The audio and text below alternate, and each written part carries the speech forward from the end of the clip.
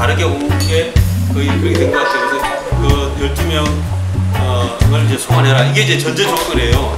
그래서 김명희 선생이 올해 이제 그게 갈 수도 있다고 봅니다. 예전에 우리 배진영 장기수 선생님 가셨듯이 그렇게 이제 갈 수도 있어서 우리가 앞으로 못 볼 수도 있다 이래서 빨리 그럼 하자. 방에 또 급변되기 전에 이렇게 하자 해서 오늘 이렇게 모시게 되었습니다. 중국도 사회주의 나라이기 때문에 저희 나라하고 같은 줄 알았어요. 그냥 병원에 가면 치료해주고 약도 공짜로 받고 이러는 줄 알았는데 가보니까 엄청나게 비싸고 치료비가. 그래서 나도 젊었는데 조금 뭐 벌어서 치료받을 수 있지 않을까 이런 생각으로 들어봤는데 나 돈 좀 벌어서 치료 좀 받고 싶다. 어떻게 돈 벌 수 있는 방법이 없냐 하니까 당신 바보냐고. 중국 사람들도 다 한국 가서 돈 벌어오는데 어디 중국에서 돈 버는 사람이 있냐. 2달만 멀리 갔다 오면 엄청 많은 돈을 벌어가지고 와서 치료도 하고 건강해서 저국에 갈 수 있다. 저는 이게 한국 남쪽 이런 무서움보다는 내가 정말 2달만 멀리 가서 밀양해서 가서 원래 돈만 좀 벌어가지고 오면 내가 건강한 모습으로 살 수 있구나. 내가 건강해질 수 있다. 이런 욕심밖에 없었어요. 그때는. 그래가지고 나 가겠다. 그래서 심양의 어떤 여름 방에 갇히게 됐는데요. 전 환자인 줄 알았는데 실제 가보니까 탈북자가 7명이 있더라고요. 근데 저는 그때는 탈북자가 뭔 말인지 세상에 태어나서 처음 들었어요.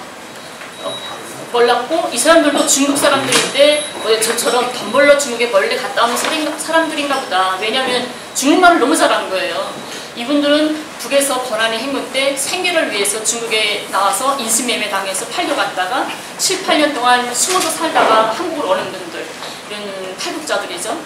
그래서 그분들이 이야기하는 걸 들으면서 제가 나 이거 속았구나.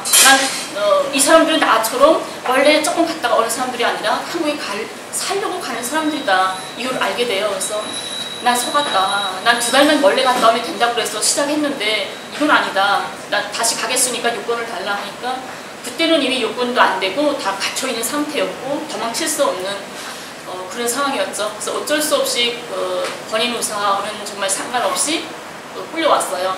그래서 태국을 거쳐서 인천공항에 오게 됐는데요. 6월에 또 나가지고 9월 16일 날 석 달 만에 남쪽에 도착하게 됩니다. 인천공항에 오니까 국정원에서 벌써 버스가 나와서 기다리고 있어요. 공항에. 그래서 거기에 실려서 국정원에 갔는데 덕방에 한 명씩 다 가둬놓습니다.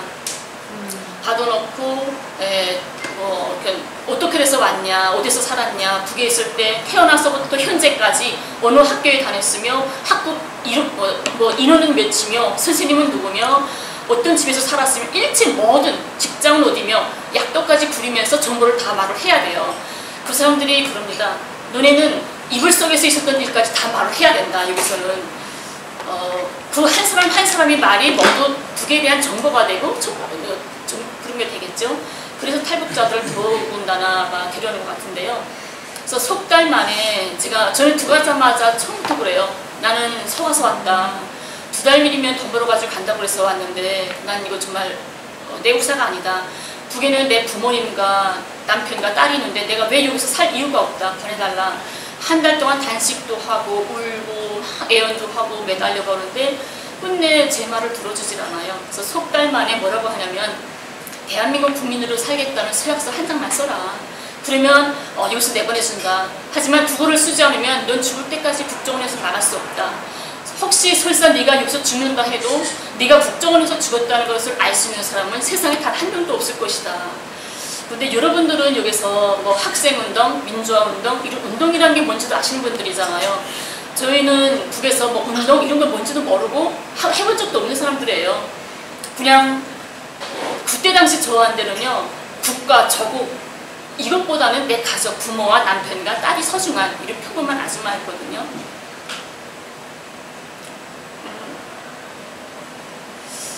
근데 그렇게 말을 하니까 정말 난 죽을 수 있겠구나. 내가 죽으면 부모님이나 딸이나 내가 어디서 행방불명돼서 어디서 죽었는지도 전혀 알 수 없겠구나. 그게 정말 두렵고 무서웠어요. 정말 죽을 수 있겠다는 생각에 두려워서 난 살아서 가야 된다. 살아서 꼭 내 딸한테 가야 된다. 이 생각에 석 달 만에 어쩔 수 없이 전향서를 씁니다. 대한민국 국민으로 살겠다고. 근데 그때만 해도요, 저는 이 전향서, 이 서약서라는 게 얼마나 무서운지, 얼마나 큰 의미가 있는지 그런 중요성을 따지고 싶지 않았어요. 그냥 이것만 쓰면 내가 살아서 집에 갈 수 있는데, 이것만 쓰면 밖에 나가서 6개월 만에 여권이 나온다는데, 그럼 내가 여권 가지고 중국으로 해서 다시 부모님 앞에 딸한테 갈 수 있지 않을까. 어직 가족한테 가고 싶은 생각? 나라고 국가가 하나도 몰랐어요. 그때는 그냥 내 가족한테만 가고 싶다 그 생각으로 마지막에 씁니다. 석달 만에 서약서를 쓰고 그 다음날 하나원이라는 데 있어요. 해독자들이 나오면 한국에 정착할 수 있는 교육을 하는 센터인데요. 하나원 나와서 석 달을 또 교육을 받고 나옵니다. 탈북자들이 하나원까지 거쳐서 나오면 6개월이면 여권이 나와요. 그래서 저는 어제 그게 한 가지 희망이었습니다. 그래, 6개월만 참자. 6개월이면 여권이 나온다는데 그러면 중국으로 해서 갈 수 있지 않냐. 그래서 6개월을 정말 어떻게 하면 6개월을 견딜 수 있을까 생각하다가 제가 북에서 양복사였습니다. 패션 디자인 옷 만드는 양복점에 있었어요. 그래서 북에서와 남에서 70년 동안 헤어져 있다니까 어떤 이런 우려에서 서로 공감하지 못한 공간이 있지 않을까, 서로 모르는 어떤 기술이 있지 않을까, 그걸 제가 가지고 싶고 공유하고 싶었어요. 그래서 6개월 동안 그냥 호송세월을 하는 게 아니라 이 남쪽에 있던 이런 우리 문화 이런 걸 좀 배워가야 되겠다 해서 패션 디자인 전문 학교를 교차로를 보고 알게 됩니다. 그래서 그게 신청을 해서 학교 공부를 하죠. 그래서 그 6개월을 공부하면서 졸업하고 양장사 시험을 봐서 제가 합격도 하고 자격증도 받습니다. 그래서 6개월 만에 다시 시청에다가 여권을 신청을 해요. 여권 좀 내달라 하니까 이틀 있다가 다시 전화가 오는 겁니다. 당신은 여권이 안 된다. 아, 내가 너무 빨리 신청을 했나? 좀 더 있다가 해야 되나? 그래서 1년을 있다가 다시 신청을 해요. 시청에 가서 여권을 신청하려고 주민등록증을 내니까 제 이름을 보더니 아, 당신은 여권이 안 된다 이러는 거예요. 그래서 아무래도 이해가 안 되는 거예요. 그래서 아니 당신은 여권을 신청해보지도 않고 신청서 받지도 않고 어떻게 여권이 안 되는 줄 아냐. 우리 처음 만난 사람인데. 그러니까 어떻게 그냥 안 된다는 거예요. 그래서 막 따지니까 국정원에다 알아보라. 그래서 국정원에다 다시 111에다 전화를 합니다. 근데 국정원에서는 당신은 신원 투기자로 분류가 됐기 때문에 여권이 안 된다. 근데 그 말 듣고도 이게 뭔 말인지 이해가 안 돼요. 신원 투기자라는 게 뭔 말인지도 모르겠고. 그래서 이게 좀 도무지 뭐가 뭔지 모르겠다 하고 탈북 브로커라는 말 아시죠? 남쪽에 브로커들이 있습니다. 중국에 있는 북쪽 사람들 또 북에까지 가서 북쪽 사람들 데려오는 브로커가 있는데요. 그 브로커를 소개를 받아요. 탈북자들 통해서. 그래서 브로커를 만나서 제가 온 지 1년이 됐는데 여권이 안 나온다. 왜 안 나오는지를 좀 알아봐 달라 하니까 핸드폰에 국정원 이름이 많더라고요. 브로커 자체가. 국정원과 모든 브로커들이 연결이 되어 있습니다. 이렇게. 그래서 하나를 찍어서 전화를 합니다. 김연희라고 1년 전에 왔는데 여권이 안 나온다고 한다. 왜 안 나오는지 좀 알아봐 달라. 하는데 한 5분 동안 그 브로커와 차 마시면서 앉아있는데 5분 만에 전화가 오더라고요. 국정원에서. 이 여자는 처음부터 다시 돌려보내달라고 했기 때문에 나중에라도 여권을 해주면 북으로 도망갈까봐 여권이 안 된다. 신원 투기자로 분류가 돼 있다. 이러는 거예요. 그때야 비로소 저는 정말 처음에 이 땅에 발을 들여놨을 때 조금만 똑똑했으면 이 남쪽의 모든 이런 뭐 법이든 문화 이런 걸 조금만 알았으면 그래요. 나 대한민국 살기 좋아서 살고 싶어서 왔어요. 이 말을 했을 것 같아요. 그러면 6개월만 숨어서 살았다면 뭐 조용히 있었으면 여권이 나왔겠죠. 지금쯤은 가족에 가 있었겠죠. 근데 그거를 모르고 그때는 저는 10여 년 전에 우리 비진학 장기수분들이 평양에 올라가셨잖아요. 60여 명이. 그리고 배 타고 전환당하신 분들이 판문점을 거쳐서 다시 북에 올라가셨고 그런 것을 보면서 그래서 우리 민족이고 우리 한 형제구나. 다른 나라라면 이런 게 가능할까. 우리 한 민족이기 때문에 이렇게 잘못 내려갔으면 그래 잘못 왔구나 다시 가 하고 가족에게 돌려보내는 이게 민족이라는 가깝다는 이런 걸 또 다시 느끼게 됐던 거죠. 그래서 그런 생각 때문에 저는 처음부터 돌려보내달라고 솔직히 말했는데 그 솔직한 말 때문에 여권이 안 됐다고 그랬던 거죠. 그러니까 저는 남녘방에 있는 한은 절대로 여권이 안 된답니다. 나중이라도 북으로 도망간다고. 그러니까 이것 자체가 나를 강제로 옹유했다는 것을 자신들이 입증을 하는 거거든요. 그래서 그때야 비로소 저는 아, 나는 여기서 합법적으로 내가 돌아갈 수 있는 길은 전혀 없구나. 그래서 포기를 하게 되고, 그때부터 생각을 한 게 불법을 생각하게 됩니다. 제일 먼저 생각이 떠올란 게 밀양이었어요. 내가 가족에게 갈 수 있는 길은 밀양밖에 없구나. 그래서 밀양을 시도했는데 날짜를 다 잡아서 이제 며칠 날 떠난다 했는데 2,500만 원을 내라고 합니다. 근데 그때 당시는 내가 온 지가 1년밖에 안 돼서 2,500만 원은 구경도 못 해본 상황이라 다시 포기가 되고, 그 다음에 사람이 아무데 가든 나쁜 짓을 제일 먼저 배우는 것 같아요. 사람은 인터넷 뒤져보니까 대학 졸업증과 주민등록증을 위조한다는 사이트가 있었어요. 그래서 그걸 들어보니까 위조 요건을 만들어준답니다. 아, 이거면 내가 갈 수 있잖아. 위조 요건만 있다면. 그래서 다시 위조 요건을 하기 시작을 해요. 근데 제가 북에서 조금만 좀 뭐 정보관, 첩보 이런 훈련 조금만 좀 받았으면 원래 경찰관들 원래 할 수 있는 이런 걸 알았겠는데, 아직 평범한 바보 같은 아줌마다 나니까 결과적으로는 위조 요건 만들지도 못하고 경찰 조사를 받게 돼요. 그래서 경찰 조사, 검찰 조사까지 받게 됐는데, 근데 밀착 감시까지 받고 보니까 아, 이제는 할 수 있는 건 다 해봤던 것 같아요. 밀양, 뭐 위조 요건, 이제는 더 이상 내가 뭘 해야 되는지도 모르겠고, 제 주위에는 아는 사람이 한 명도 없었어요. 그래서 그때는 아, 나 아무것도 못하겠구나. 근데 이렇게 힘든 것을 제가 견딜 만한 의지가 없었어요. 정말 약했거든요. 차라리 죽자. 내가 살아서 물 한 모금 먹고 밥 한 술 끊으면 그 양만큼 딸이 눈물을 흘릴 거 아니냐. 이런 마음에 살 힘이, 의지가 없었어요. 저는 차라리 죽는 게 편해 보였고, 그래서 수면제를 60알을 먹습니다. 먹는데 그때는 밀착 감시다 하니까 밤에 불이 안 켜져 있어서 경찰들이 달려오니까 쓰러져 있었던 상황이죠. 그래서 119 불러서 저를 병원에 실려갑니다. 그래서 하루 만에 다음 날이야 정신을 차렸는데, 그 약물 중독으로 해서 제가 20일 동안 하반신 마비가 걸려요. 그래서 병원에서 휠체어를 타고 20일 동안 있었는데, 20일 만에 제가 퇴원을 합니다. 퇴원을 하고 집에 양쌍 집행기를 짓고 퇴원을 집에 와보니까 내가 살아있다는 것 자체가 너무나도 원망스러운 거예요. 내가 살아갈 힘이 없는데 왜 살았지? 죽어야 되는데. 그래서 태어난 그 다음날로 면도칼로 다시 손목 동맥을 끊습니다. 꼭 죽어야만 되겠거든요. 그래서 동맥을 끊었는데 그것도 또 성공을 못하고 경찰들이 병원에 실려가서 수술실로 가서 다시 수술받고 살아나게 되죠. 그래서 살아나고 오니까 다시 또 인터넷을 뜨져봐요. 할 수 있는 방법은 저는 아무것도 없으니까. 유우성 사건이라고 혹시 아세요? 네, 인터넷 봤는데 유우성과 원정아 간첩 조작 사건이라고 나와요. 그게 뭐가 있냐면 이분들이 탈북자 명단을 북에 넘겨서 간첩이 된 거예요. 아니 어떤 군사기지에 가서 정찰이 오는 것도 아니고 탈북자 명단을 북에 넘겨서 간첩이 된다면 이건 제가 얼마든지 할 수 있었던 것 같아요. 아, 간첩이 되면 뭐 한 2, 3년 감옥살이 하고 나오면 북으로 추방하지 않을까, 강제로. 자기 사람이 아니라 북의 간첩이었으니까. 왜냐하면 비전원 장례식분들 자체가 원래 난파됐다가 돌아가신 분들이잖아요. 그래서 아, 그렇게 내가 갈 수 있지 않을까, 어리석은 생각을 합니다. 그래서 제가 알고 있던 탈북자들, 제가 아는 분들이 있었잖아요. 17명을 제 핸드폰에다가 이름과 주소를 적어요. 입력을 하고 9일로 제가 지금 검찰 조사 중이었으니까 경북지방경찰청 보안수사에 내가 전화를 합니다. 저 북에 넘길 정보를 수집했습니다. 저 간첩인데 빨리 와서 잡아가세요. 근데 저는 여기는 법치국가라고 말을 많이 하더라고요. 그래서 제가 전화를 하면 다음날로 뭐 뺑뺑 해서 경찰이 와서 잡아가고 이런 거 있는 줄 알았어요. 근데 열흘이 되도록 저를 안 잡아가는 거예요. 아, 이상하지, 나 간첩이라는데 왜 안 잡아가? 뭐 열흘 만에 다시 또 전화를 해요. 전화를 해서 좀 만나자. 저 대구에 어느 식당에 자리 잡았는데 정보관이 2명이 나왔더라고요.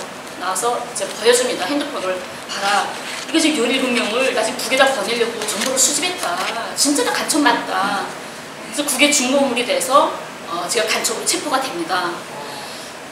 재판 과정에 재판관도 하나하니까 너무 어이가 없는 간첩인 거예요. 마지막까지 난 간첩 맞습니다. 나 북에다 정보 넘기려고 했어요. 마지막까지 저는 간첩이라고 우겼어요. 나 간첩 맞다고.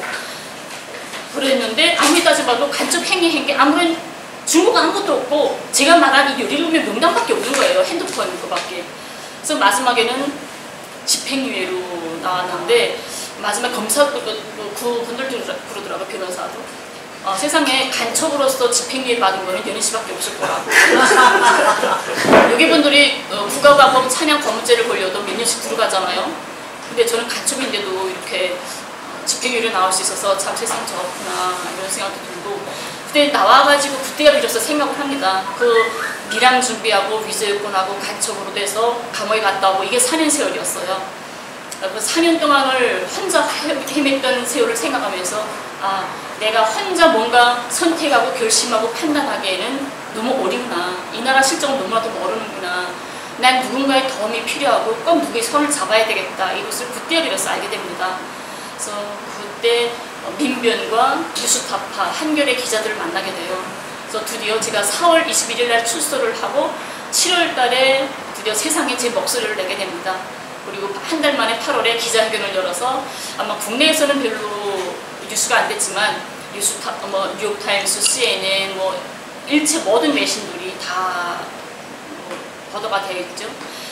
그래서 그때부터 저는 정말 혼자가 아닌 제 주위에는 많은 남녀분들이 정말 어려웠던, 제 인생에서 가장 힘들었던 이 6년 세월, 필요 한 적 없는 이 세상에서 진짜 내 부모가 돼주고 막 아파하면 다독여주고 막 추우면 감싸 안아줬던 이런 따뜻한 남녀동포들의 사랑 속에서 오늘까지 제가 견딜 수 있지 않았을까. 그런 사랑이 없었으면 내가 오늘 이 자리에 없지 않았을까. 그런 고마움 속에서 제가 오늘 살고 있고요. 현재도 그냥 저는 성화운동을 열심히 하고 있고, 가족들에 대한 소식은 모든 나라의 외신 기자들이나 해외 동포분들, 이분들이 북을 방문할 때면 여기 한국에 옵니다. 와서 저를 만나서 인터뷰를 하고 가족에게 뭐 선물 보낼 거 없냐 가져다 준다 해서 선물도 보내주고, 딸한테나 부모님한테. 그래서 집에서는 저한테 또 선물도 보내고 이렇게 서로 주고받고 연락도 하고 있고, 북에서도 유튜브 영상이 계속 올라와서 심심치 않게 가족 소식을 알고 있고요. 물론 원래 하는 게 아니고 공개적으로 알고 있고요. 제일 최근에는 한 달 전쯤에 재미겹고 신은미 선생님이 평양에 가서 저희 가족들을 만나가지고 정말 6년 만에 처음으로 아버지, 엄마, 남편, 딸하고 영상통화를 했어요. 핸드폰으로. 신은미 선생님이 이제 몇 시간 후면 가족들 만나서 영상통화 했었는데 해줄 거다 이야기를 해서 저는 생각을 했었죠. 이제 만나면 아버지한테 무슨 말 할까, 딸한테 무슨 말 할까. 근데 정작 핸드폰에 아버지, 어머니가 나서니까 아무 말도 못하겠더라고요. 그냥 엄마 제발 돈을 들지 마. 꼭 갈 거니까 그때까지 제발 알지 마. 꼭 기다려줘. 그냥 보고 싶다, 그립다. 그냥 딸한테는 정말 미안해. 엄마가 아침밥도 못 해주고 학교 가는데 제대로 챙겨주지도 못하고 정말 미안해. 그런 말밖에 못했던 것 같아요. 그래서 너무나도 6년 만에 가장 감격적인, 너무나도 기쁘면서도 슬펐던 그런 순간인 것 같고요. 이번에도 청와대, 국가인권위, 통일부, 거기다가 성안을 촉구하는 진정서도 전달을 했는데 통일부에서는 번위 부서에 와서 부서에 의해서 대한민국 국민이 됐기 때문에 보낼 수는 없다 이렇게 하는데, 그 말을 들으면서 한 나라의 기관, 정부 기관인데 어떻게 일 개인도 아닌데 어떻게 저렇게 뻔뻔하게 거짓말을 할 수 있을까.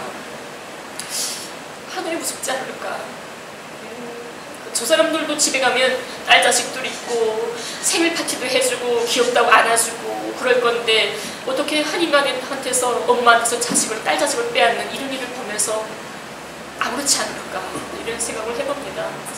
하지만 새 정부 들어서서 문재인 대통령이 인권 변호사였다 이런 말도 들었고요. 그래서 정말 6년 만에 지금은 좀 더 희망적인, 그래도 빨리 좀 다가오지 않을까. 좀 더 크게 생각한다면 올해 중에 몇 달 안에 가족한테 가지 않을까. 이런 기대감, 희망 가지고 살고 있습니다.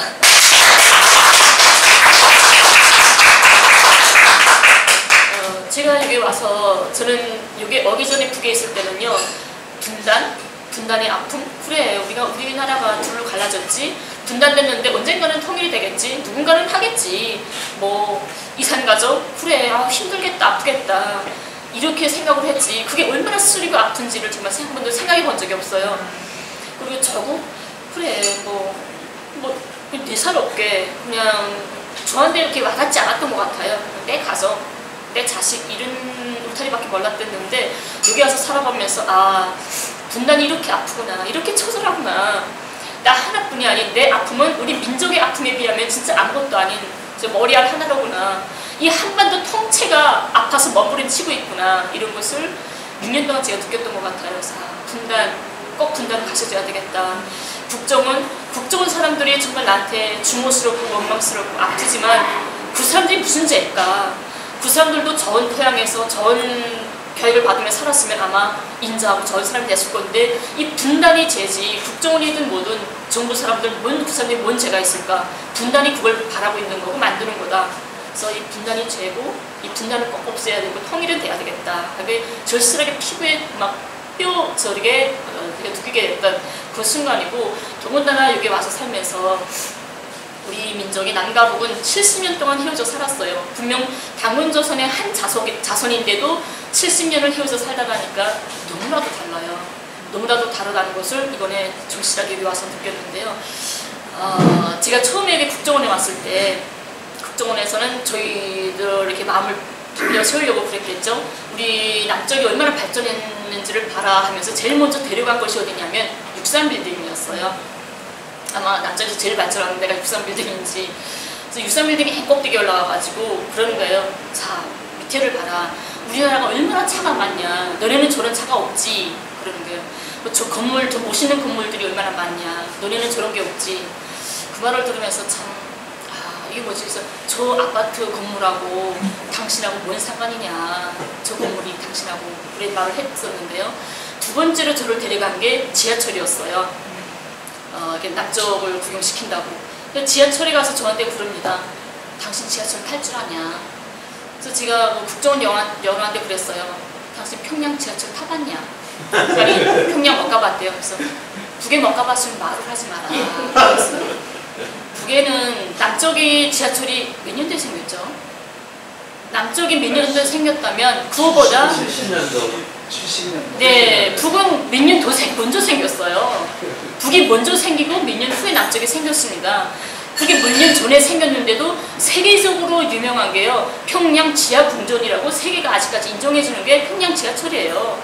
그럼 태어나서부터 그런 평양 지하철을 타고 다닌 사람을 보고 지하철 탈 줄 아냐고. 이게 너무 웃기는 거다. 그래서 국정원쯤 하면 북에 대해서 상식은 알고 일을 해야 되는데 저런 사람이 탈북자들을 관리하고 있다는 참 웃기는 일이다. 이런 생각을 했었고요. 그분들뿐만 아니라 얼마나 남쪽 분들이 북에 대해서 어려서부터 북에 대한 잘못된 인식 속에 살고 북을 모르면 어떤 자리에 대학생들을 만났는데요. 한 학생이 이럽니다. 북한 사람들도 김치를 먹습니까? 말을 못했어요. 진짜 이거 뭐라고 대답을 해줘야지 말이 안 나가더라고요. 또 통일운동을 한다는 그 단체분 회장님이 있는데 그분이 평양을 처음으로 방문했던 적이래요. 근데 버스를 타고 평양에 보던 영장을 지나가게 됐는데 저도 모르게 그분이 말을 했대요. 감자꽃이 우리와 똑같네? 라고 말했다는 거죠. 그랬더니 버스에 타고 있던 북 안내원이 꽃만 같은 게 아니라 감자 알도 같습니다. 라고 말했다는 거죠. 그래서 그 말을 들으면서 정말 슬펐어요. 야, 이게 분단의 비극이구나. 참 안타깝다. 그랬는데 남쪽 분들만 이렇게 분맹인 게 아니라 북쪽 사람들도 남쪽을 전혀 몰라요. 너무 몰라요.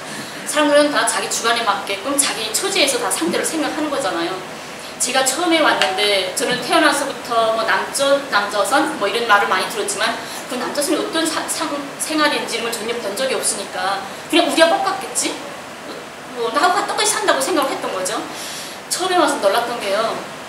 저는 친구라는 게 경찰밖에 없었어요. 제주에는 아무도 아는 사람이 없으니까. 그래서 경찰분하고 한번 그 톨게이터 아시잖아요. 톨게이터를 한번 지나가는데요. 톨게이터 앞에 차를 쭉 세우더니 그 아줌마한테 돈을 쑥 주고 지나가는 거예요. 그래서 제가 그분한테 그랬죠. 아니 저 아줌마 아냐고. 그러니까 모르죠. 그래서 아니 왜 모르는 아줌마한테 돈을 주세요. 그러니까 이 길을 지나가면 누구나 다 돈을 내야 돼요. 그래서 이게 정말 이해가 안 됐어요. 아니 내 나라 땅을 내 나라 국민이 지나가는데 왜 돈을 내고 지나가야 될까? 내가 남의 나라 땅을 지나가는 것도 아닌데 국가기를 국민이 지나가는데 돈을 내야 되는구나. 이걸 그때 처음 느꼈던 것 같고요. 그다음에 한 분은 제가 엄청 죄송한데 정말 못생겼잖아요. 대구에 어느 제 아는 가까운 분 변호사분이 계시는데요. 그분이 그래요. 남남북녀라고 북한 여자들은 다 미인인 줄 알았는데 어떻게 김연희 씨 같은 여자도 살고 있었냐고. 미인이세요. 되게 미인이신데. 그래서 그 말 듣고 좀 열이 오르더라고요. 그래서 남쪽에도 못생긴 남자 많아요. 그랬거든요. 그래서 그만큼 제가 못생겼어요. 그래서 저도 여자니까 조금 남들만큼은 이쁘고 싶잖아요. 그래서 처음에 왔는데 여러분들 피부과 아시죠? 네. 인터넷을 보니까 우리 북에서 피부과 하게 되면 뭐 상처나고 흔기나고 치료하는 데가 피부과 병원이에요.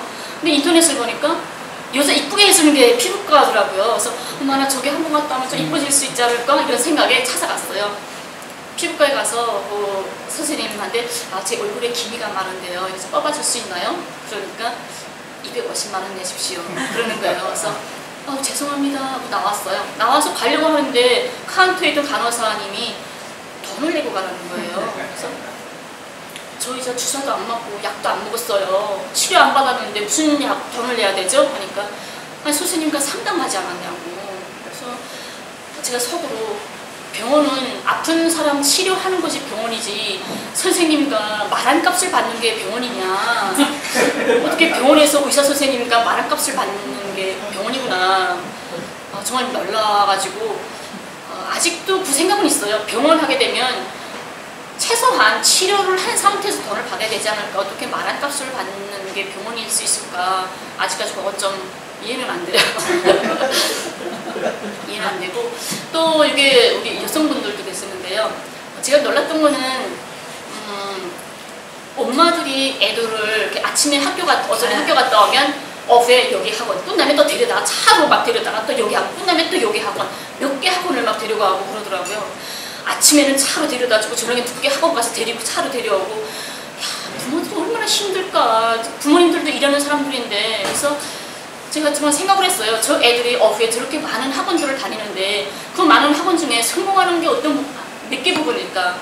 얼마나 성공을 할까? 그게 엄마들이 참 힘들겠다. 우리 여성들은요, 엄마라는 거는 자기 자식을 사랑으로 정성으로 이쁘게 키우는 게 임무예요. 엄마는 아이들을 학원을 공부시켜서 너는 앞으로 어떤 기술을 배워라, 어떤 분야로 발전해라, 이거를 터치하는 게 엄마는 아니잖아요. 이것은 국가의 교육을 책임진 교육자가 할 일인데 국가가 할 일을 엄마들이 막 어지럽을 쓰면서 막 찾아 하고 있더라고요. 그래서 엄마들이 왜 이러지? 참 그랬는데요. 우리 북에는 초등학교 여기서 7살에 입학을 하죠. 여긴 6년이라고 하더라고요. 초등학교. 우리는 4년이거든요. 4년 동안 단 한 번도 교육 담당 선생님이 바뀌어지지가 않아요. 담당을 4년 혼자서 하는데 왜냐면 7살의 애들이 자기가 어떤 재능이 있는지 어떤 싹이 있는지가 표출될 수 있는 뿌려낼 수 있는 그런 중요한 시기라고 해요. 그때 교원이 자꾸 바뀌면 얘 싹을 넣칠 수가 있어요. 그러면 얘가 어떤 기술이 있는데 그걸 넣치면 다른 허튼 대로 엄마들처럼 여기 하고 저기가 학교 보내는 것처럼 이렇게 될 거잖아요. 그래서 우리는 초등학교 7살 때부터 한 선생님이 계속 주시를 하면서 한 학급에 20명 하게 되면 계속 주시를 해서 중학교 올라갈 때는 얘는 어떤 재능이 있습니다. 초등학교에서 어떤 기술을 배워줬기 때문에 중학교에서도 어떻게 이어가면 좋겠습니다. 이런 매 학생 평정서를 써서 보내야 돼요. 그래서 저희 학급에도 우리 학급에서는 12명이 음악반을 뽑혀왔거든요. 뽑혀가지고 음악실에 가니까 여기는 엄마들이 애들한테 악기를 사줘서 음악 서서 보내잖아요. 그래서 그것도 참 힘들겠다 했는데 우리는 악기를 산다는 법이 뭔지 몰라요. 학교에 가면 음악실에 정말 7살 아이가 모르잖아요. 세상에 본 적이 없는 그런 악기가 꽉 차 있죠. 국가에서 무조건 학생한테 악기를 하나씩 배정을 해줘야 돼요. 하면 4년 동안 졸업할 때까지 이건 내 거예요. 집에 가서 훈련을 하든 어디서 연습을 하든 내 거고 학교마다의 악기 수리공 아저씨가 있어가지고 애들이니까 막다르면 수리해야 되잖아요. 그러면 수리공 아저씨가 전문 맡아서 수리해야 되는 그런 담당 회사가 있는데 우리도 12명이 가서 음악반에 갔어요. 너네 해보고 싶은 악기를 하나씩 골라봐라. 그래서 다들 자기네 악기를 잡았는데 저는 드럼이 참 하고 싶더라고요. 이렇게 막 붙이는 거. 그래서 난 드럼을 해보겠습니다. 그러니까 선생님이 저 드럼은 경음악이나 기악 중주할 때 가장 중심 포인트라서 조금 이쁜 애가 있으면 좋겠어 이러는 거예요. 그래서 연희 학생은 바이올린을 하면 좋겠다고 해서 선생님이 권유해서 제가 바이올린을 하게 돼서 학교 때 초등학교, 중학교까지 제가 바이올린을 좀 배웠고 지금도 어디 다니다 보면 바이올린 연주도 좀 하고 그러고 있어요. 제가 어떤 자리에 갔는데 이런 말을 했던 적이 있어요. 북에는 산골이든 농촌이든 도시든 시골이든 학교가 있으려면 학교에 수영장이 필수적으로 있어야 된다. 수영장이 없으면 학교가 개학을 할 수가 없다 말을 했어요. 그랬더니 그걸 들은 사람이 아무리 생각해도 그건 거짓말 같은 거예요. 어떻게 매 학교마다 수영장이 있을 수 있을까. 그래서 경북 상주라고 있어요. 상주곡에 양강도에서 왔다는 탈북자를 찾아갔대요. 아는 사람을 가서 김연희가 이렇게 말을 하더라. 맞냐 하니까 그 양강도에서 오신 분이 그건 사실과 맞지 않다. 김연희는 평양 사람이라서 평양에는 실내에 수영장이 있어서 봄, 여름, 가을, 겨울 다 수영할 수 있지만 우리 양강도 촌골에는 실외 수영장이라서 봄, 여름, 가을만 수영하고 겨울에는 스케이트를 탄다. 이렇게 말을 했던 거예요. 그러니까 그게 또 실용성 있지 않나.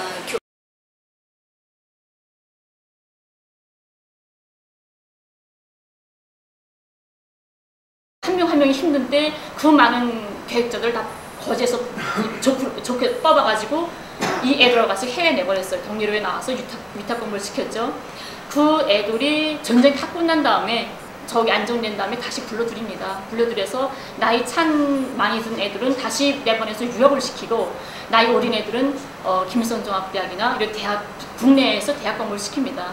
미국이 전쟁 끝나고 달아날 때 그랬어요. 북은 100년이 걸려도 다시 일어나지 못한다 하고 말을 했어요. 그만큼 남쪽에도 많이 파괴가 됐지만 북은 완전한 잿더미로 폐허가 됐어요. 남쪽보다도 더.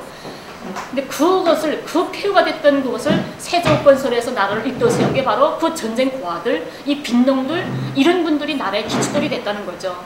이 전쟁 고아들, 지금 현 평화 시기에도 고아하게 되면 제일 진짜 불쌍하고 그런 사람인데 전쟁 때 전쟁 고아라면 누가 거들떠보겠어요. 제 자식도 정말 건사하기 힘든 상황인데 그래서 그 전쟁 고아들은 나라를 어떤 이미지로 바라볼까. 그런 그분들이 바로 우리 부모들이고 우리 조상들이고 그분들한테서 우리가 세뇌를 받는 거죠. 그뿐만 아니고 지금에도 제가 지금까지 말했던 거는 정말 말씀하셨지만 지상낙원이라고 말씀하셨잖아요. 항상 지상낙원이었던 건 아니에요. 정말 여기서 말하는 것처럼 헐벗고 굶주리고 진짜 굶어 죽었던 그런 시절도 있었어요. 권한의 행군이라고 아마 세상에서 자기 나라가 권한의 행군하고 굶어 죽었다는 것을 선포한 나라는 북일 거예요. 정식 선포를 했습니다. 우리가 10년간 권한의 행군을 했다 하고 그 기간에는 제가 권한의 행군 기간에 저는 지방에서 살았어요. 남편이 군의관이라서 지방에서 살았는데요. 지방에서 살다가 한 번은 저희 딸하고 아버지 생신이어서 평양에 왔던 적이 있어요. 예, 지방 여러분들도 아시지만 지방 같은 경우는요. 뭐 뗄 게 없으면 뭐 산에 가서 곰부락이라도 주워다 뗄 수 있고 뭐 밭이라도 뚜져서 감자라도 심어 먹을 수 있잖아요. 서울 시내 같은데 강남 같은데 가서는 뭘 해 먹을 수 있어요. 뚜질 것도 없고 뗄 것도 없고. 여러분들 아파트에 딱 한 달만 전기를 끊어버리면 어떤 현상이 벌어질까요?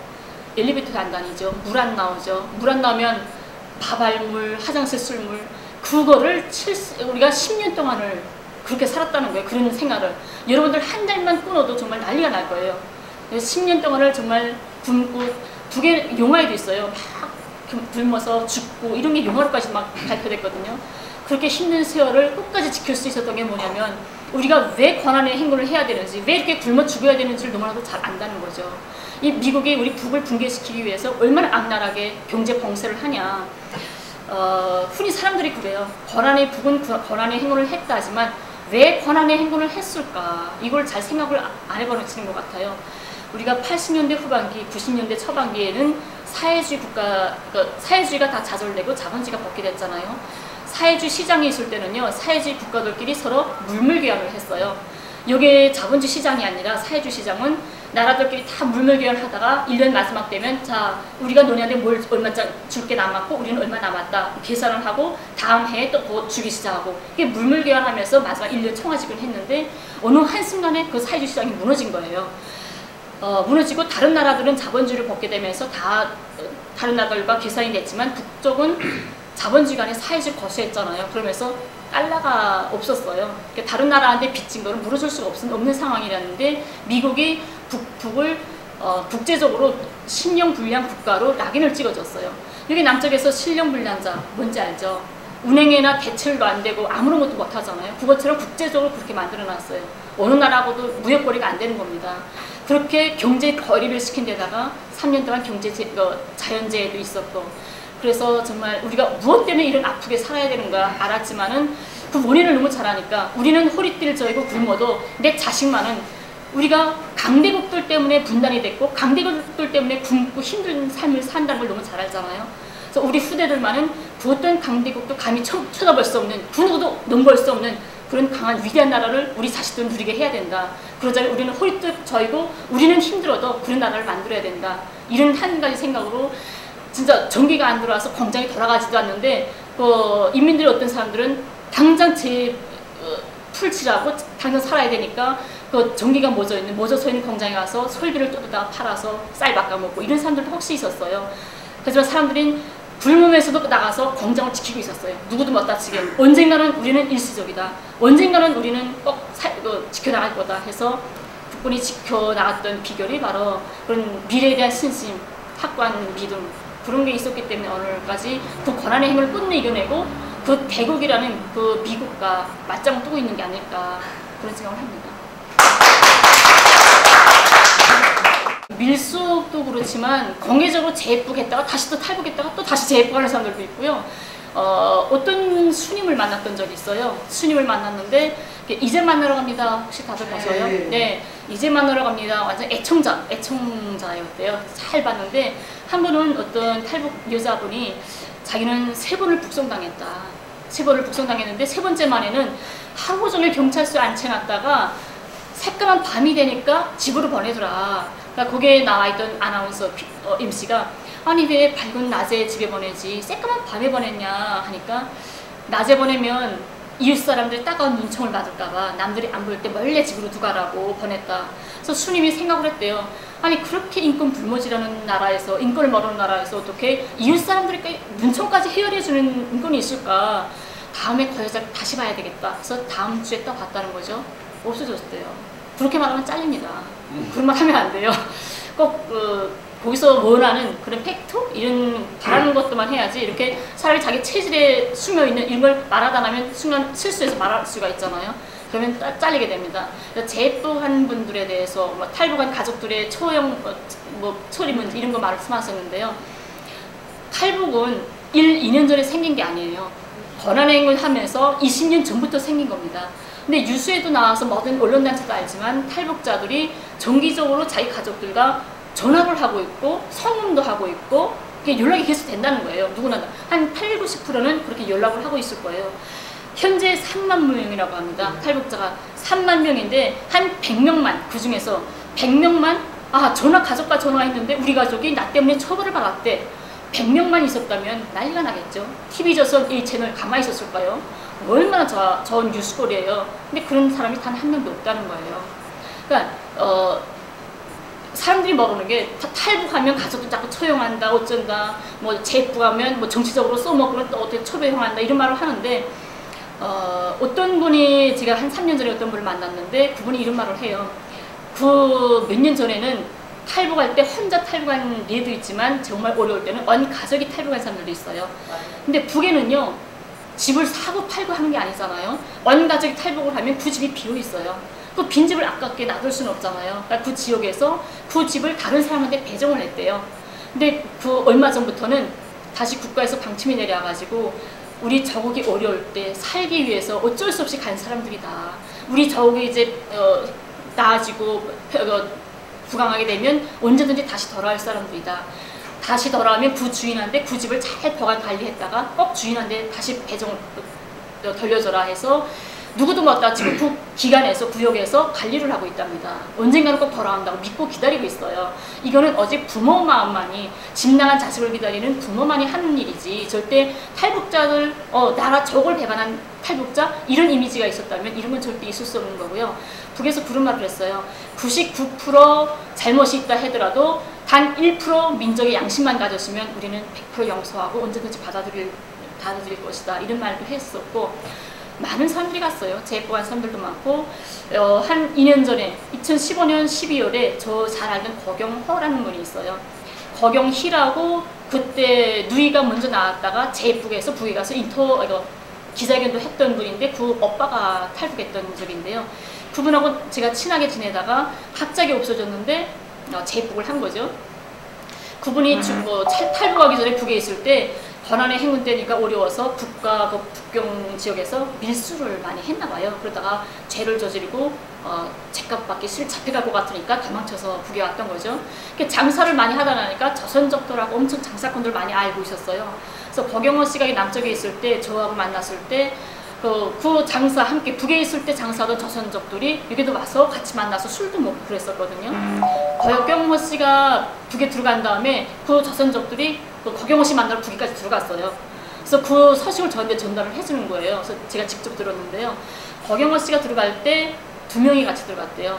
그래서 한 명은 열흘 동안, 여기서 말하면 국정원이겠죠. 북에서 말하면 거의부에서 열흘 동안 조사받고 나갔고, 거경허 씨는 15일 동안 조사를 받고 집으로 가서 현재 안정된 자기 생활을 하고 있다, 가족들과 이렇게 전달을 해주더라고요.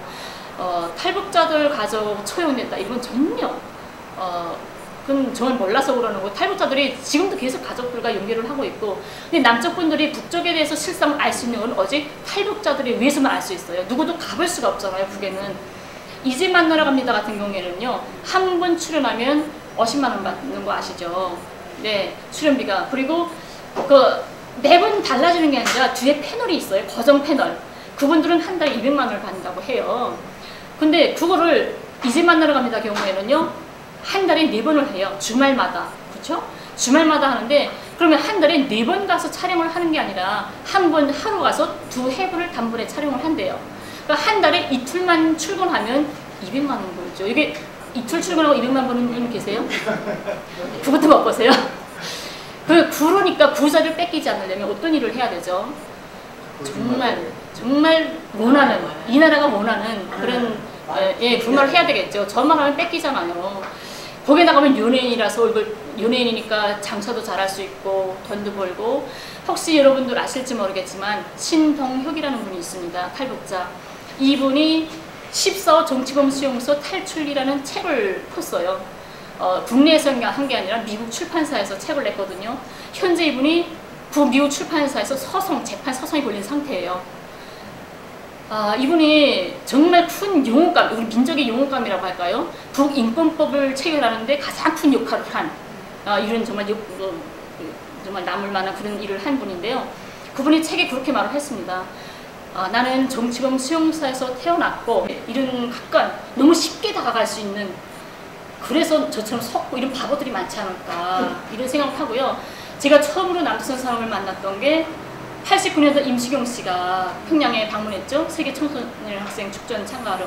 그때 남조선 대학생이 왔다고 하는데 온 사람들이 몽땅 고리에 나갔어요. 임시경이가 지나갈 때 고리 몽땅 맞고, 남쪽 사람 손만 살짝 좀 스치고 싶은 거예요. 너무 만져서 피부가 다 꼭지리 벗겨져서 붕대로 갖고 다녔어요. 일주일 동안. 만나는 사람 한 번만 좀 만져보자고, 손을. 그래서 그때 저는 사람들이 너무 많으니까 내 차례가 안 되더라고요. 가까이까지 못 가고 좀 먼 발치에서 구경만 했는데, 그때 먼 발치에서 구경하는데도 갑자기 쭉 보는 순간에 가슴이 욱욱하고 뭉클하고 눈물이 콱 나더라고요. 그래서 이게 몇 년 동안 헤어졌던 내 형제를 만난, 이게 바로 피라는 거로구나. 물보다 진하다는 게 피라는 게 단 한 번도 본 적이 없는 사람인데 이렇게 만나니까 순간에 이렇게 욱하는 감정, 눈물 나고, 이런 게 바로 민족성, 이런 혈육, 이런 거로구나 해서 우리는 절대 달리는 될 수 없는 한 형제라는 걸 그때 제가 알았어요. 제가 실제 막 울컥하더라고요. 그런 이미지. 북쪽 사람 대체로 그래요. 남조선? 남쪽 하게 되면 내 형제?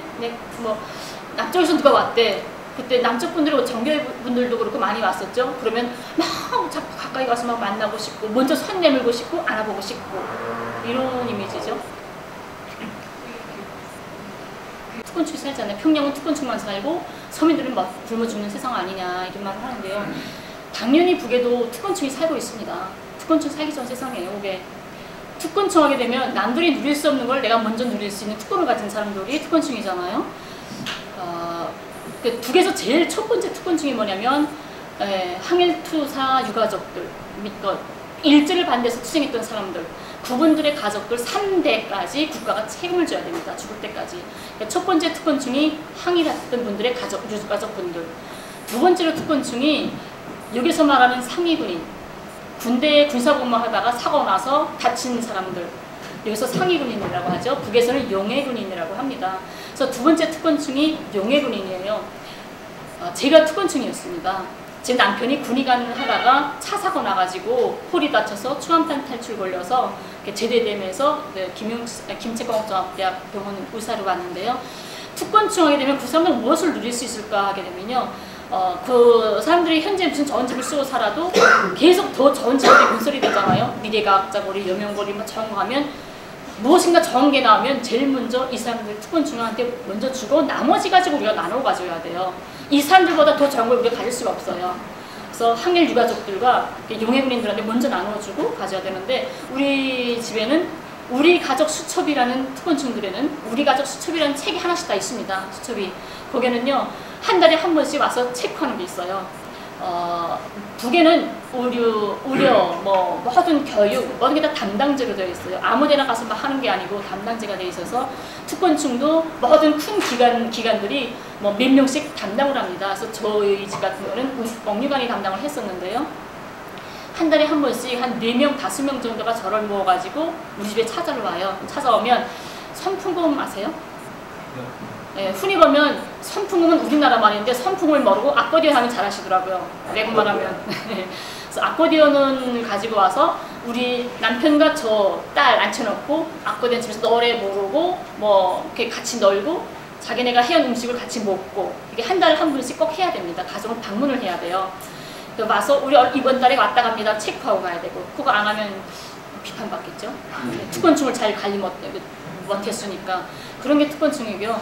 사람들이 흔히 평양시는 잘 살고 지방은 못 산다 이런 말을 했는데 그거는요 어디까지나 제가 조금 전에 말했던 수영장 같은 실내 평양은 아무래도 건물이 좀 더 문화적으로 좀 잘 돼 있고 지방은 아직까지 좀 떨어진 문화적 옛날 농촌식 이런 게 좀 다른 것 같고요. 교통도 아직 지방은 좀 더 불편하고 또 우리가 오랜 10년 동안을 고난의 행군을 겪으면서 정말 먹을 게 없어 굶어 죽는 상황에서 언제 이런 도로를 발전시키고 경제를 이런 게까지 힘들었어요. 힘들지만 선군 정치 가지고 핵무장력도 가져야 되기 때문에 정말 힘든 상황에서 지금이야 비로소 2012년부터 저희 딸이 동영상에서 말을 합니다. 아침에 학교 출근할 때 봐왔던 고리와 퇴근할 때 보았던 고리가 완전 다르대요. 그래서 눈 깜빡할 사이에 이게 무슨 말인가 했는데 지금이야 비로소 이 말이 뭔 말인지 알겠다고 그렇게 달라지고 있고요. 사람들이 흔히 그래요. 지금이 북에서 엄청 현대적으로 발전됐다는 건 다 알고 있어요. 이건 숨길 수 없으니까 세계적으로. 하지만 또 왜곡을 해서 김정은 위원장님이 유학 팔아서 개방을 하기 때문에 이렇게 발전하는 거다 이렇게 생각을 하는데요. 절대 그렇지 않고 우리가 먹고 살고 힘들고 그렇지만 나라를 지켜야 되기 때문에 성군 정치로 틀어지고 무력에 강압했죠.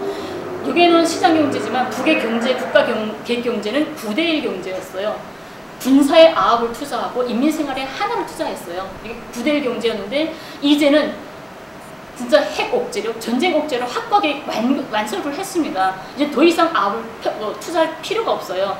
그래서 9대1 경제가 7대3 경제로 떨어지면서 군사의 1%가 가는 게 군사의 1% 가면 무조건 소비만 되잖아요. 하지만 인민생활에 돌려진 그 1% 그거는 석탄 1톤을 인민생활에 돌렸다 하게 되면 그거는 석탄이 몇 번 끓잖아요. 뭘 뽑고 또 뭘 뽑고 막대하다는 거죠. 그래서 경제가 지금 눈부시게 발전하고 천지개벽을 한다.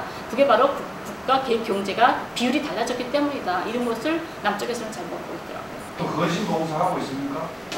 북에서 여기서 흔히 말하면 숙청이란 말 아시죠? 흔히 숙청이란 말 하잖아요. 누가 숙청됐다. 근데 숙청이 어떤 의미로 생각하는지 모르겠죠. 이게 숙청됐다면 죽었다고 생각을 하는데요. 우리가 숙청됐다 하게 되면 북에서는 혁명화를 여기서 숙청이라고 말을 하더라고요. 혁명화. 근데 그 혁명화, 여기서 말하는 숙청은 누구나 당할 수 있는 게 아니고 당할 수 있는 권한이 있어야 돼요. 간부들만이 혁명화를 할 수가 있어요. 일반 사람은 대상이 안 되고요. 간부들 같은 경우에는 조금 뭐 이제처럼 뭐 처심을 잃고 관료직을 썼다거나 하게 되면 매 구역마다 이제 뭐 주택배정가, 노동가가 있는 것처럼 신속가가 있어요. 그래서 북에는요 단 한 명도 빠짐없이 모두 저직에 망라가 되어 있어요.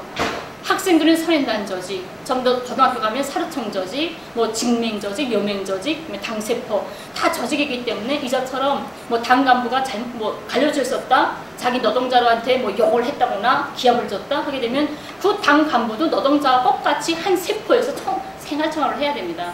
일주일에 한 번씩 생활청화를 해요. 그럼 노동자들 앞에서 노동자들이 비판을 해요. 비서동지는 지배인동지는 왜 이렇게 무엇을 잘못했습니까? 노동자들에 대해서 관료직을 쓰고 이렇게 비판을 해야 되니까 망신스러운 거죠. 거기서 잘 안 되면 신속과에 신소하게 되고, 그래서 불에서 잘못되면 관료직 썼거나 하게 되면 그 사람이 여기서만 숙청이죠. 혁명화돼서 지방 내려가야 돼요. 저희 아버지가 대동강 텔레비 공장 하게 되면 북에서 가장 큰 텔레비 공장이거든요. 거기에 비서를 했는데요. 저희 아버지도 여기서 말하는 숙청을 당했었어요. 그래서 아버지가 개인 이기주의로 뭐 TV를 이렇게 자기 명의를 어떻게 준 데가 있어가지고 거기 걸려가지고 혁명을 내려갔는데 텔레비 공장에서 운영하는 수산사업소 배를 거기 잡아서 자기 정업원들한테 거기 나눠주죠. 그 배를 타고 1년 동안 나가서 거기 잡을 했습니다. 현장에 나가서 자기가 무엇을 잘못했는지 반성하고 하면 뭐 6개월이든 1년이든 이 사람이 반성을 했구나. 이젠 그렇게 되면 다시 자기 직업에 돌아오는 거죠. 군부 같은 경우에는 연대장급 이상부터 뭐가 있냐면 1년에 20일씩 병사 생활이라는 게 있습니다. 병사 체험 생활. 그건 뭐냐면 연대장급쯤 되면 군사에서 별 달고 큰 간부잖아요. 병사 생활 때는 뭘 모르지만 별이 하나하나 높아지고 높은 직에 올라가면 그 어릴 때 하바닥에 있을 때의 심정을 모르고 처심을 잃어버리고 간부의 이런 권력을 쓰려고 하잖아요. 그래서 그거를 없애기 위해서 1년에 한 번씩 꼭 20일 동안 똑같이 병사와 똑같이 배낭을 메고 총 짚고 병사들과 한 식탁에서 밥 먹고 침상에서 같이 자야 되는 이런 게 있어요. 저희 부대에도 다른 부대에서 연대장이 현실 체험을 나왔는데 솔직히 20대 애들이 군사 생활을 하잖아요. 근데 이분은 40대 사람이 현실 체험을 나온 거예요. 그러니까 어린애들이 보니까 한 40대가 지금 저희하고 똑같이 배낭 메고 훈련하고 하니까 웃기죠. 그래서 아바이 어디 가서 땡땡이 부리다가 지금 군대 나왔냐고 이렇게 널려주고 해가지고 그런 일화도 있었는데요. 그만큼 군대에서도 간부가 되면 무조건 1년에 한 번씩 현실 체험해야 되고 당 간부들이나 이런 간부들도 꼭 자기 현실 노동자들과 함께 생활하면서 생활청화를 해야 되고요. 또 그런 사람들은 뭐가 있냐면 사무직업에 계속 펜더러만 하다 나면 노동을 잃어버릴 수 있고 근로정신이 없어질 수 있잖아요. 그래서 여기는 월화수목 금만 일하죠. 월 동안만. 북은 월화수목 금토까지 노동일이에요. 일요일만 휴식하고. 근데 토요일은 뭐라냐? 오전에는 자기 사무실 청소, 대청소를 합니다. 현장 같은. 오후에는 정치 합수를 하고. 금요일에는 뭐하냐면 노동자들은 자기 일을 하지만 금요일은 일찍 모든 간부들과 사무원들은 자기 직업을 다 때려치고 현장에 나가서 삽들고 일을 하게끔 되어 있어요. 금요 노동이라고. 그러니까 간부들일수록 매주에 한 번씩 금요일은 노동 현장을 실제 체험을 해야 되는 거예요. 그렇게 항상 초심을 잃지 않도록 항상 계획을 하기 때문에 그런 일은 좀 힘들겠죠? 엄청 많은데요. 엄청 많아요. 근데 평양 말하고 여기서 오는 탈북자들이 평양산이 별로 없고 함경도나 양강도 이런 북쪽 사람들이 많은데 그분들과 평양 사람들이 톤이 더 달라요. 달라가지고 저도 함경도 사람들하고 이야기하려면 좀 그런 톤이 좀 다르죠. 북은 원래 세금 없는 나라라고 인정이 되어 있어요. 세금이 없고요. 한다게 되면 사용료라고 있어요. 집에 전기 쓰는 거하고 물 쓰는 거, 사용료, 전기 사용료, 물 사용료, 사용료를 조금 내는 거 있고, 그러면 세금은 없습니다. 그래서 이자처럼 뭐 평수, 뭐 이런 말을 했는데 북쪽 사람들은 내가 몇 평짜리에서 사는지 아는 사람이 다 한 명도 없어요. 평에 관심이 없거든요. 왜냐면 여기는 평수가 따라서 더 내어가잖아요. 우리는 우리 집 난 2칸짜리에서 살아, 난 3칸짜리에서 살아 이렇게 말을 서로 하지 난 몇 평짜리 살아 그건 뭔 말이지? 뭐 간부가 돼야 좀 크게 하는 거예요. 그런 건 아니에요. 간부하고 상관없고 식구 수에 따라서 식구 수에 따라서 집이 크고 작고 달라지는 거지 간부 상관없어요. 우선 탈북자들은 북에서 태어나서 북의 사회주의 교육을 받은 사람들이고 국가의 건국 체계 속에서 살았던 사람들이에요.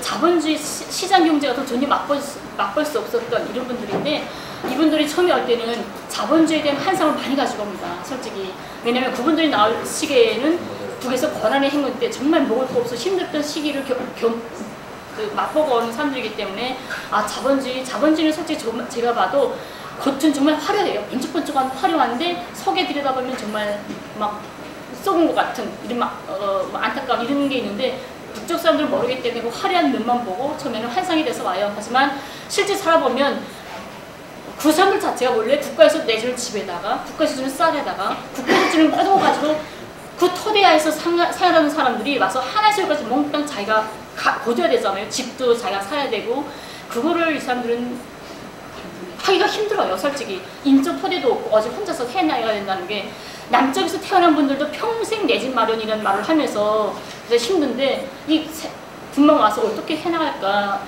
그래서 제가 가진 것 바랐던 한상보다는 너무나 또 떨어진 생각이기 때문에 적응하기 너무 어렵지 않을까 이런 생각을 하고 있고요. 또 탈북자들이 자살률이 원래 생활에도 그렇지만 정신적으로도 엄청 힘듭니다.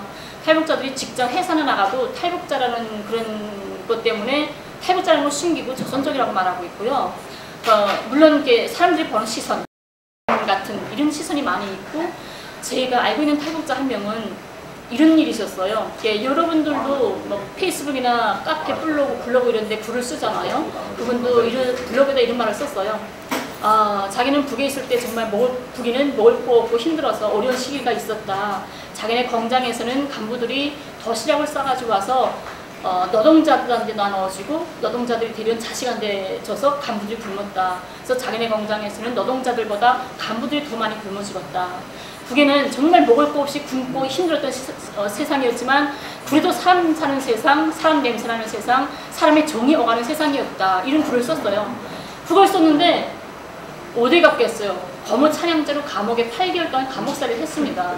그러니까 북쪽 탈북자들은 이제 만나러 갑니다라든가 이런 데 와서 북은 세상 사람 못 살 세상이고 암흑의 세상이고 이런 말을 해야만 살 수 있고 그런 속에서도 정말 사람 사는 세상이었고 사람의 정이 오갔던 세상이다 이런 말을 하면 찬양 거무죄가 올려서 잡혀가는 세상이에요. 그러니까 탈북자들은 말하고 싶어도 말 못하고 남자한테 표현도 못하고 그 개개인들 탈북자들은 신변 담당관이라는 경찰들이 다 담당이 되어 있어요. 이 사람들이 어떤 말을 하고 누가 만나고 다 체크가 되어 있기 때문에 그 정신적 압박감 때문에 더 이상 살기 때는 정말 몰랐는데 실제 와보니까 분단이 정말 이렇게 아프고 힘들구나. 꼭 우리는 통일밖에 달리는 없다. 통일이 안 되면 북이고 남이고 다 우리는 살 길이 없다 이런 생각을 하는데 저는 당장의 빠른 통일 이거는 바람직하지 않다고 봐요. 저 개인 의견이에요. 절대적인 건 아니고요. 제 생각에는 뭐 1, 2년 안에 뭐 통일 너무 난 바람직하지 않다. 왜냐하면 북이든 남이든 현재 통일을 받아들일 만큼의 준비가 안 되어 있다고 생각을 해요. 남쪽도 북을 단번에 안을 만큼 준비가 안 됐고요. 북쪽도 모든 정치, 사상, 경제, 군사적으로 모든 면에서 거부감이 아직까지 있고 인민들이 그걸 받아들이기 힘들어 할 수 있어요. 그래서 북쪽 사회주의 체제에서 남쪽의 자본주의 문화가 들어가면 북에 또 피해볼 것 같고 남쪽 사람들도 북에 대한 거부감, 무서움 때문에 힘들 것 같고 정말 바람직한 통일, 우리가 정말 가야 할 통일은 정말 연방제 통일이 아닐까. 두 나라, 두 정부, 두 사상 이념을 그대로 두고 한 발짝 한 발짝 그래 너는 사탕 먹고 나는 과자 먹는구나. 너네 사회주의가 여러 면도 있었네. 사회주의든 자본주의든 절대적인 거 없습니다. 다 장단점이 있잖아요. 서로가 그 장단점을 살려가면서 서로 한 발짝 한 발짝 가까이 갈 때 그게 바로 70년 동안 헤어져 있으면서 많은 게 달랐던 이 다름이 불편하지 않을 때 우리 다른데 불편하지 않네 편하네 이때가 통일이 아닐까. 그래서 조금 더 시간을 많이 두고 서로 한 발짝 한 발짝 인정하면서 다가가는 게 그 통일이라고 생각을 해요.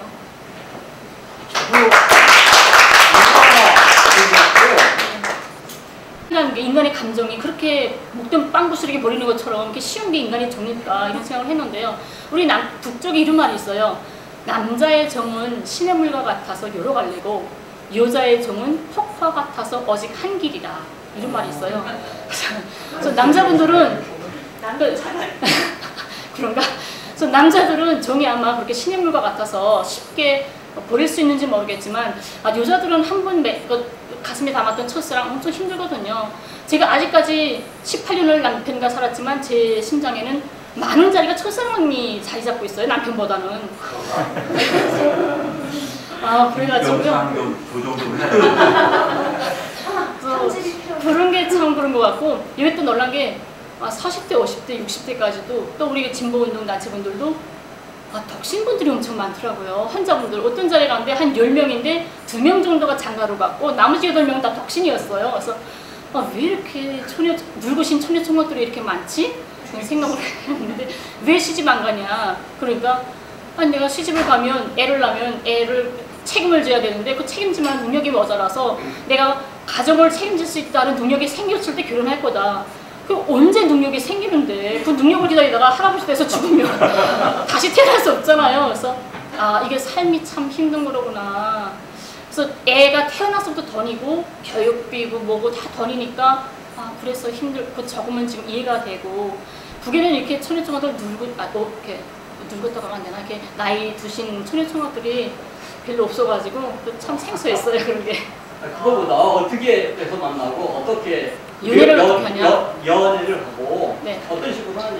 연애는 직장에서 할 수 있고요. 또 많은 경우에 어떻게 하냐면 결혼식 문화가 있잖아요. 여기는 결혼식장 가게 되면 딴딴딴 해서 들어가면 그거 보고 나머지 뷔페 식당 가서 식사하고 헤어지면 다인데, 북의 결혼식 문화는 그렇지 않아요.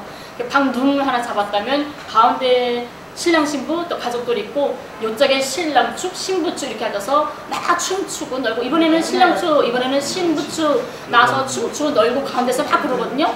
선풍 훔치면서. 그러니까 그 과정에 하루 종일 이렇게 놀다 나면 거기서 눈 맞는 사람도 엄청 많아요.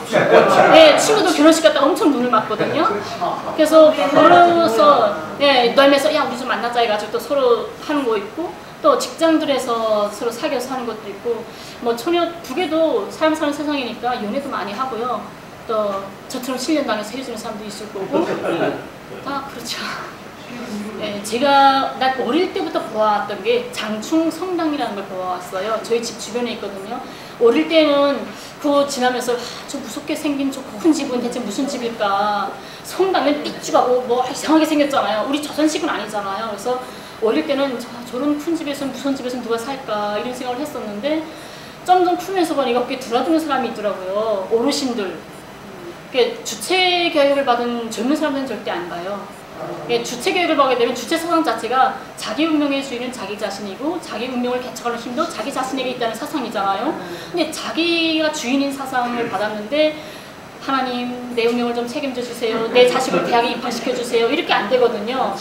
그런데 보니까 어르신들을 옛날 때부터 믿었던 어르신들 계속 다니고 있고요. 아직까지 그러니까 제일 큰 게 칠골교회, 무슨 장충성당 이런 게 많아요. 병수교회 이런 것도 있고요. 북에서 장려하지는 않습니다.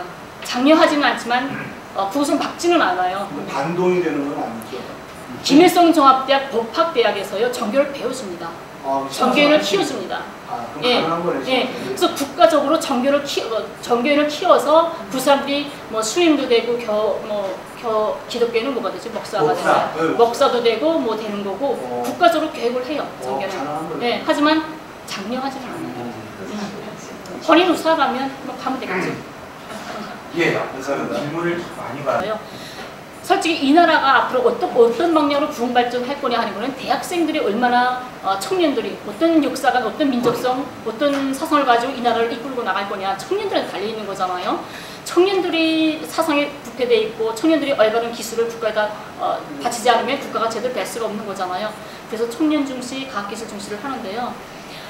대체로 청년 대학생들 저곡에 항상 붙어있죠. 저는 대학생은 아니었지만 그래도 저도 그랬고, 북에는 아무 기관이나 아무 공공장소나 가게 되면 뭐가 써있냐면요. 교원, 의사, 우선봉사 합니다. 이런 쪽지가 딱 써있어요.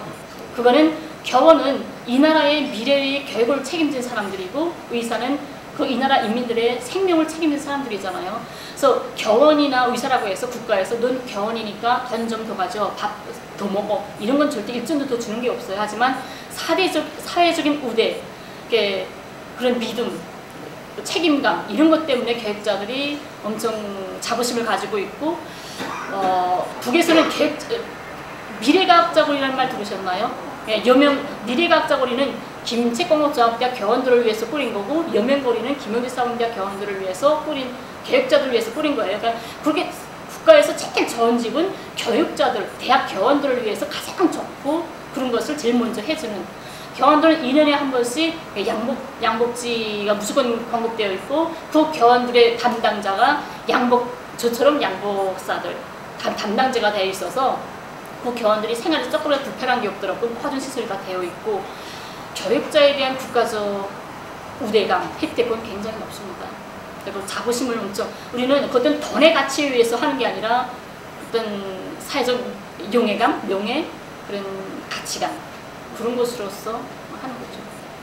네, 흔히 3대 세습이라고 하죠. 지금 그 말씀을 못해서 그래요. 그렇죠?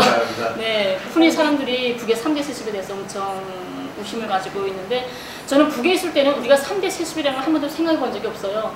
근데 남쪽에 와서 그런 질문을 받으니까 아, 그렇네, 우리가 3대 세습이었네?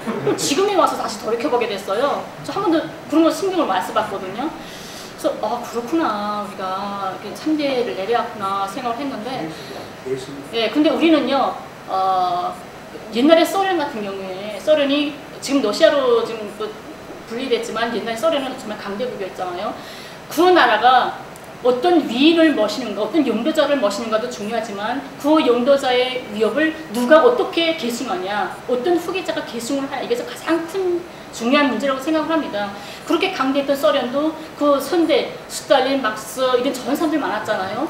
그 사람들의 위협을 제대로 계승을 못했기 때문에 사회주의가 좌절되고 자본주의 넘어간 거잖아요. 근데 그 나라의 부흥성세의 전망은 그 용도자의 위협을 후계자가 얼바로 계승했을 때 그게 공고하다고 생각을 하고 있고요. 우리 남쪽 분들이 흔히 이런 말을 합니다.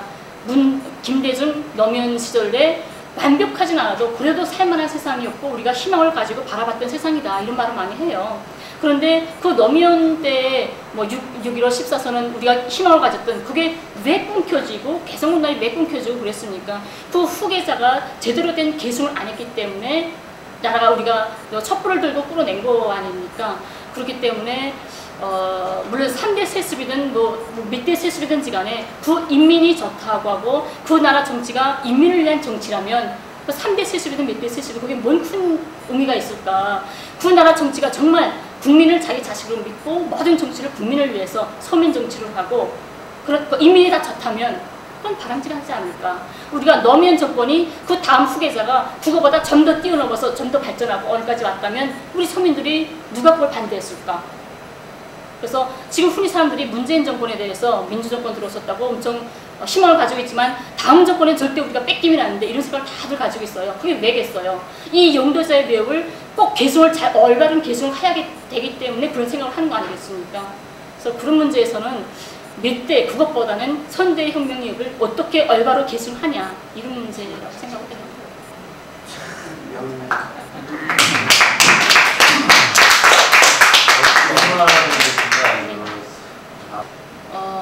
조금 전에도 말했지만 우린 대통령을 한 번도 대통령이라고 생각해 본 적이 없어요. 제 부모라고 생각을 했지. 그리고 그만큼 100%의 믿음과 신뢰를 가지고 따르고 있고, 내 나라 정부는, 우리 용도자는 국민을 위해서 모든 걸 헌신하고 바친다는 것을 절대적 믿음을 가지고 있는 사람들이에요. 그렇기 때문에 뭐 다른 사람이 뭐 할 수 있다? 이런 생각을 한 번도 가져본 적이 없고요. 선거는 밑에서 군에서부터 선거위원회가 있어가지고 꼭대기에서 내리매기는 게 아니라 밑에서부터 선거위원회가 있어서 다 선거가 해요. 예, 그리고 여기 혹시 국회의원이라는 게 있잖아요. 국회의원도 선거가 되고 뭐 이러잖아요. 근데 여기 이 나라 국회의원 중에 현직의 농장원과 탄광, 탐부, 광산, 석탄 캐는 사람, 이런 뭐 간호사 이런 분들이 뭐 구두수리공 하는 분이 국회의원 하는 사람 있나요? 현직. 있었습니다. 한번 딱 있었어요. 이하원 국회의원 이분입니다. 북의 국회의원 하게 되면 유계식으로 말하면 국회의원이 최고인민의 대원이라고 합니다. 최고인민의 대원 자체가 모두가 그런 분들이에요. 현장에 농촌에 가서 농사 짓고 남의 집에 구들장 넣어주고 길바닥 쓸고 구두 수리하고 시계 수리하는 이런 분들이 바로 국회의원입니다. 그분들이 국회의원들 선에 의해서 이 나라 정책이 나오는 거잖아요. 그 정책에 의해서 이 나라가 앞으로 나가는 것이고 그 정책이 바로 이 농장원들과 강부들과 이런 서민들의 선에서 그 정책이 나오는 거기 때문에 그런 사람이 어떤 정책을 내겠어요? 농장원은 농장원들이 필요한 그런 정책이 나올 거잖아요.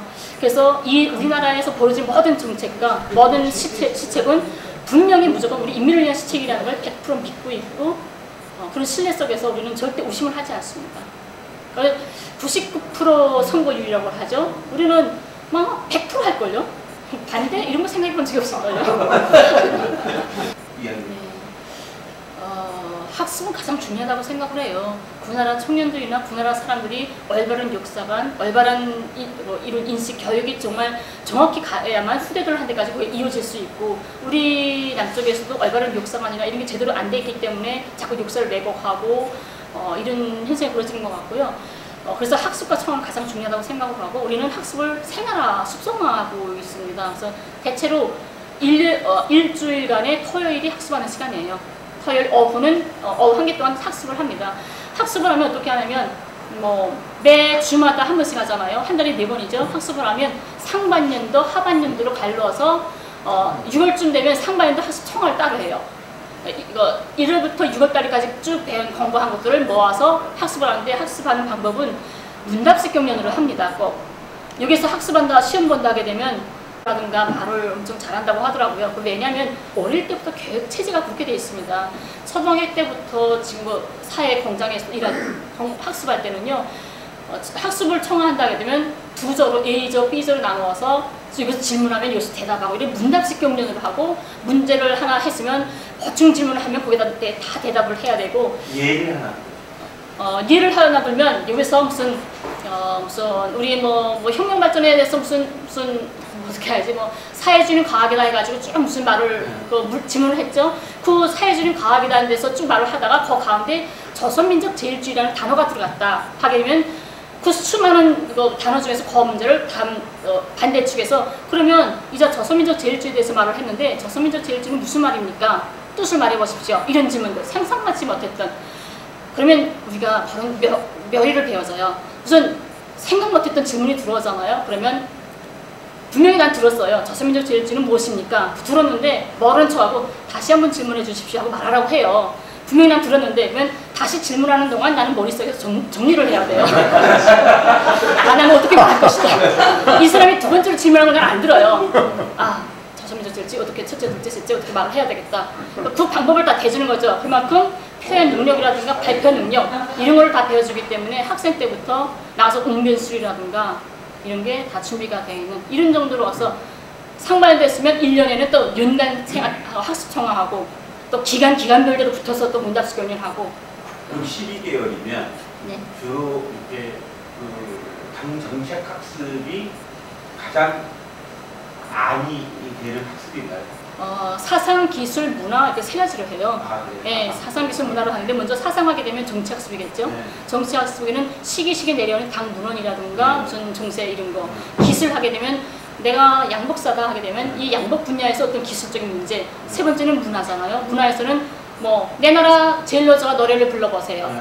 이런 노래 하나씩 있고 이렇게 사상, 기술, 문화로 세 가지로 공부를 하죠. 그러면 사상, 기술, 문화가 4개월 이렇게 됩니다. 4개월이 뭐죠? 그러니까 4달 이렇게. 아니죠. 그러니까 학습할 때 이번 주에는 사상 학습하고 다음 주에는 노래 학습하고 이런 게 있잖아요. 그러면 그거를 상반년도 반년을 다 묶어서 한 번에 다 모아서 학습을 하고 그 반년 동안 배웠던 거 사상, 기술, 문화를 다 또 마지막에 연간 청학을 하면서 1년 동안 학습했던 걸 또 같이 문답식 하고 우선 이런 노작들이나 시기시기 내리는 당 정책들, 국제 정세들 이런 그런 문제들이 많으니까. 근데 김현희 씨는 왜 대학을 못 갔죠? 제가 공부가 가방끈이 짧은 게 제가 공부를 잘 못했어 가지고. 그러면요 여기서 소맥을 잘 아시죠? 썸에 고보 폭탄주. 북에 가게 되면 으쓱해가지고 북쪽 사람들한테 폭탄주 배워준다고 많이 그러세요. 그래서 여기서 4.5도와 술이 17도예요. 여기 4.5도, 17도 썸에 가던 생각만 하고 북에 가서 11도와 25도, 30도를 썸역을 합니다. 순간에 가요. 침실에 들어가지도 못하고 폭대 쓰러집니다. 그래서 실수를 많이 하셔서 북쪽에서는 남쪽 분들이 엄청 술 많이 하신다고 소문이 나가지고요. 술 문화가 거기서 다르고 또 우리가 한민족이라고나 하는 거 아주 느끼는 게 이런 음주가무. 북쪽이나 남쪽이나 술 좋아하고 널기 좋아하고 이거는 똑같은 것 같아요. 노래는 일단 약주 한잔 하신 다음에 술 마는 거예요. 아, 그 북한에도 술 먹고 막 놀아요. 아유, 그럼요. 굉장히 잘 놀아요. 근데 제가 어떤 단체하고 이렇게 모임을 했는데 끝나니까 식사를 하자고 그러더라고요. 그래서 식사를 한번 했어요. 술이랑 맥주랑 먹는데 한 11시, 한 10시쯤 됐는데 저 끝나고 집에 가는 줄 알았어요. 그러니 2차 가자는 거에서 2차가 뭐예요? 하니까 또 먹으러 술 먹으러 간다는 거예요. 그래서 아 이런 거 있구나. 그래서 또 가서 했는데 12시 넘어서까지 끝났는데 아 이제는 집에 가겠지 했는데 3차 가자는 거예요. 새벽까지. 와 이 사람들 보면 내일 출근 어떻게 하지? 걱정스럽더라고요. 북에는 술 참 좋아하고 즐기지만 10시 이후에 술 먹는 사람들이 극히 드물어요. 10시만 되면 내를 위하여 하고 딱 일어나요.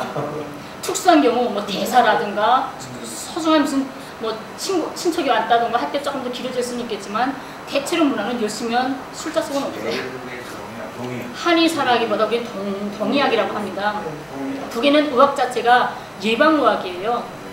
예방의학이라서 심리학보다는 동의학을 더 많이 중시했고 우리가 권한행군 때 병원에서 제일 먼저 타격을 받았던 게 우리가 독일에서 약을 많이 수입을 해왔어요. 그러다가 딱 끊기니까 우리가 예방의학이다 나니까 예방하는 동약만 많이 연구를 하고 심리학에는 별로 관심을 안 뒀어요. 그래서 심리학 같은 건 독일에서 가져오긴 했는데 순간에 그게 끊기니까 갑자기 병원들이 약이 떨어진 거예요. 그래서 참 힘든 세월이었는데 동약은 원래부터 엄청 가장 큰 관심을 두는 게 동의학입니다. 제가 북에 있을 때 양복사잖아요. 여기서 양복사 하게 되면 그냥 재단사가 재단해주면 제목만 하는 게 양복사인데 북에는 패션 디자인을 제가 본인이 해서 재단을 해서 봉제를 해서 입히는 것까지 책임을 져야 됩니다. 이게 담당이에요. 제가 김치공업점 때 양복점 하게 되면 내가 교원을 몇 명을 내가 무조건 담당을 해야 됩니다. 그게 몇 년 동안 하다 보니까 제가 담당한 선생님의 성격, 취향, 스타일 몽땅 끼고 있는 거예요. 아, 이 사람은 육체가 어떻게 돼 있어서 어떤 걸 주의해야 되겠고 어떤 걸 해야 되겠다. 담당자니까 그런 거라서 치매가 와서 잘 이제 지금 대구예요. 그래서 국정원에 왔는데 제가 어디 가야 되는지 모르잖아요. 근데 국정원에서는 저의 신상을 다 알고 있고 그러니까 저는 그럼 어디 가야 좋습니까? 하니까 패션 디자이너라서 대구가 패션 도시라는 거예요. 그래서 대구 가라고. 근데 솔직히 가보니까 뭘 먹고 딱 갔어요. 가니까 패션 도시가 아니라 염색공단 지역인 거예요. 아니 패션이 무슨 패션이야. 그래서 제 생각에는 아 이거 대구 흔히 사람들이 버스 꼴통 지역이라고 하더라고요, 대구를. 그래서 일부러 나 거기 보냈나.